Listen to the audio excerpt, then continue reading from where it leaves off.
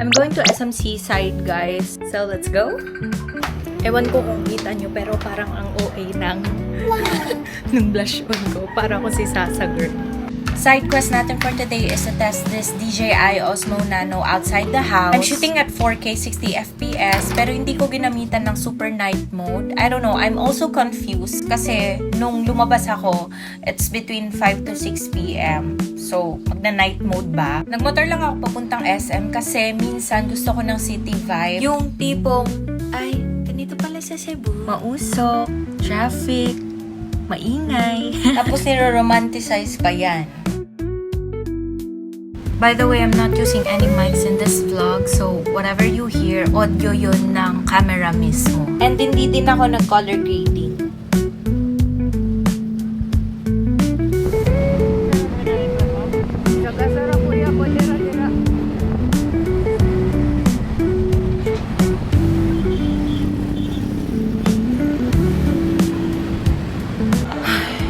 Kakarating lang natin. Alam nyo bakit naisipan ko pumunta ngayon dito? Kasi, nung nasa Zamboanga ako, may nakita kasi ako dun sa Cotton On na gusto kong shorts. Tapos hindi ko siya kinuha and it's been weeks na I'm bothered bakit hindi ko siya kinuha. So, dito sa SM Seaside may Cotton On. Pupunta tayo doon. Let's see kung meron silang stocks. May nakalagay na sale, so dito muna tayo mapapadpad.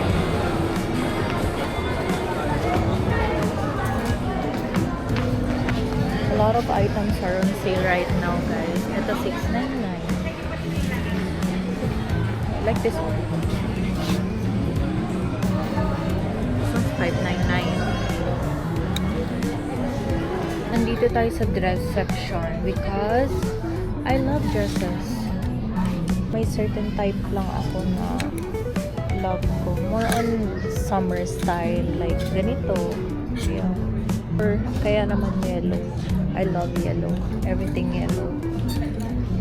Parang Van Gogh painting.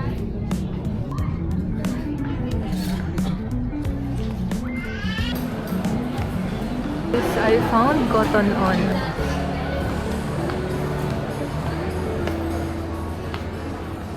I remember sa Zamboanga, nakita ko kasi siya sa sale section. So, baka dito din siya sa sale. Yeah, I think ito na yung nakita ko.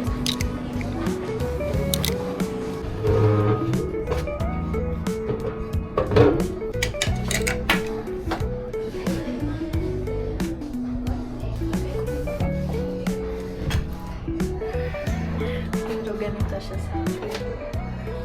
A mini short, low waist short pala. But di naka-sale. Tapos doon sa Zamboanga naka-sale. Yung mga tao kasi doon hindi mahilig mag-shorts. I tried both, pero mission successfully failed. Kasi wala tayong budget. I'll try to contact my sister doon sa Zamboanga. Tingnan ko nga doon pa yung item. Papadala ko na lang dito. Punta tayo no, sa Terranova. Marami rin silang sale item. From $3.99.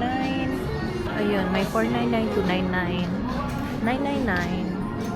But I think they're always on sale. Bet ko to, pero may ganito na ako. Nabili ko lang sa TikTok. Ay, ano pala siya? Skirt. Yung sa akin, shorts sa baba.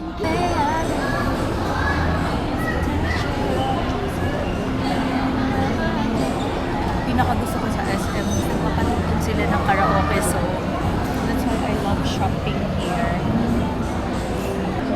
Alam nyo, nagutom na ako. Maghahanap na lang ako ng makakainan ngayon. Showing ngayon yung Toy Story.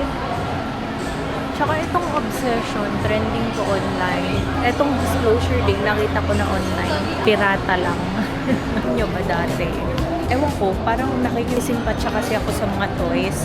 So, akala ko dati, nagsasalita sila kapag every time na tumatalikod ako.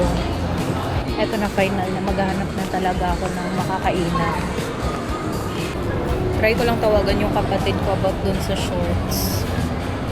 Wait lang. Ayaw sumagot. sasabihin ko pa sana bilhin niya na doon. Kasi malaki yung discount. Ni, puno ka mo magbing ha, taon. Kasi ako nakapabiyo ng KCC.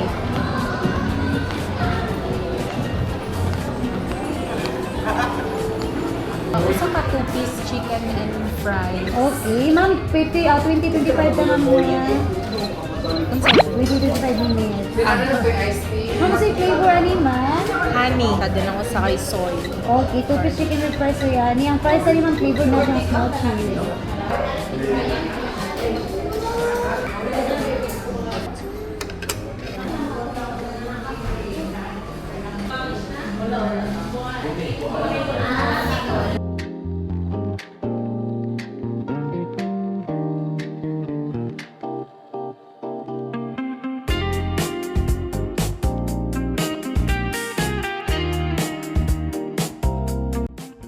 It really takes guts pala talaga na mag-vlog in public.